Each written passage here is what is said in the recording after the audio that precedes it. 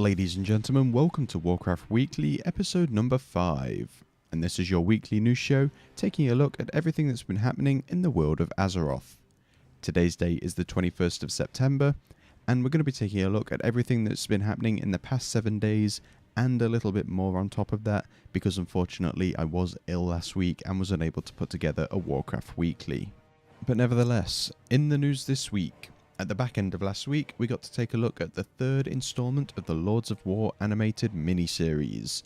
And this time, we got to take a look at Durotan, who is the son of Garad and the father of Thrall. And not to mention, quite a big name in the Warlords of Draenor story.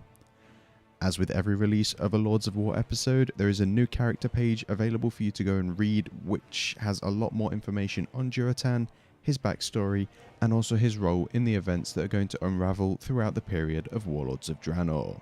As well as Lords of War at the end of last week, we also got a new blog post from Blizzard, which takes a look at some of the changes that are going to be made to the user interface when patch 6.0.2 goes live. This blog post takes a look at the different aspects such as the map and quest log, the newly added toy box, randomly selecting a mount, changes to your bags, and also a regent bank. Now, back when Warlords of Draenor went into beta and we gained access to it, we did put together a preview video taking a look at most of these changes, and we do plan on releasing a new and more up-to-date version of this video just before patch 6.0.2 goes live, which is the Warlords of Draenor pre-patch. Now, there are some changes being made to the Legendary Cloak questline, and as we are moving towards the journey that is Warlords of Draenor, Blizzard wanted to extend on a last opportunity to obtain our legendary cloaks.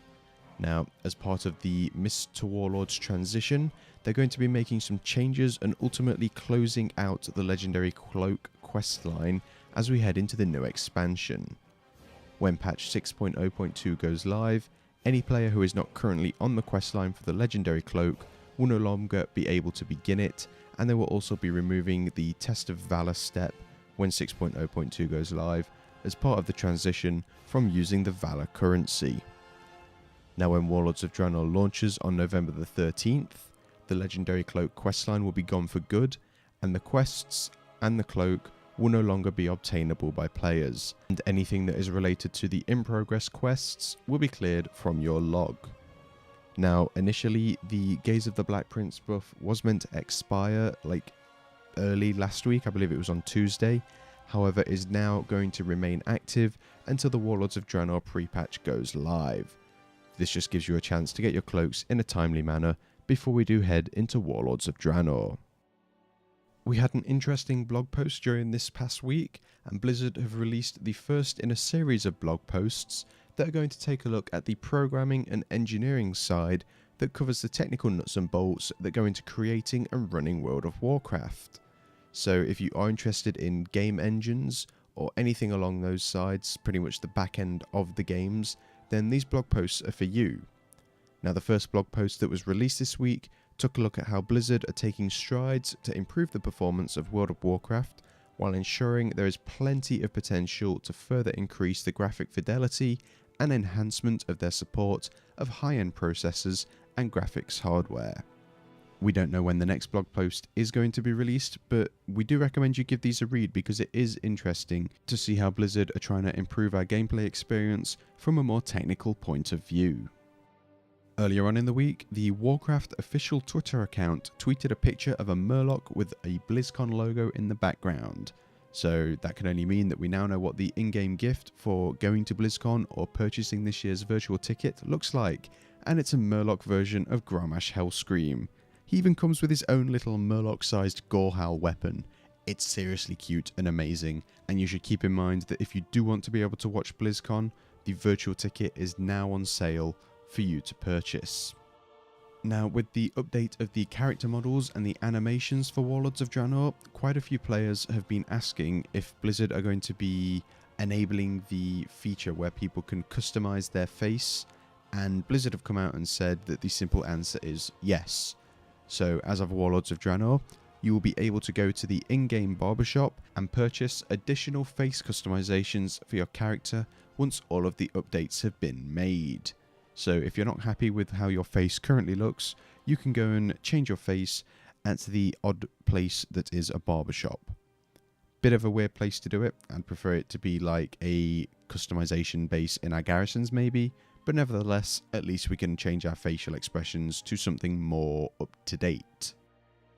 Mistweaver Monks, the world is not all doom and gloom for you, as there are some changes being made to Mistweaver Monks in order to try and sort out the issue of unreliable Mistweaver AoE healing. Now, these changes do include Renewing Mist now jumping to the lowest health target that is within 20 yards, but still prioritizing targets that don't already have Renewing Mists on them. And the Glyph of Renewing Mist will now simply increase the maximum jump range up to 40 yards. Now, these changes should ensure that Renewing Mist and Uplift healing is consistently effective whilst still being uncontrolled. The 2014 European World of Warcraft World Arena Tournament will be taking place at DreamHack in Stockholm later on this month, where some of the best teams in Europe are going to go head to head in battle. You can tune into the tournament during the 26th and 27th of September in order to see which team is going to come out on top. And at the end of this week, we got the chance to take a look at the fourth part of the Lords of War animated miniseries, this time taking a look at Kilrog and his backstory and events leading up to the Warlords of Draenor expansion. Again, he now also has his own character page, so you can go and read more information about him. This means that there are now only 2 more episodes to go, and then the miniseries will be completed. And as well as Lords of War, on Friday, Blizzard also released a blog post titled Spoiler Alert. And for the first time ever, they have released 8 cinematics that we're going to get to see at some point during the start of the expansion. Now, these cinematics do contain spoilers to the Warlords of Draenor story, so only watch them if you are 100% certain and happy that you want to find out some critical story points. I must note that some of them are really amazing, especially the Nagrand one, so you want to watch that if you aren't bothered about spoilers. Watch it. And to close the show, last Sunday, Bay and Anna of Finalboss TV got the chance to sit down and talk with Solarflare from The Last Word and Sios from Promethean about the current state of Hunters and Moonkin Druids on the Warlords of Draenor beta.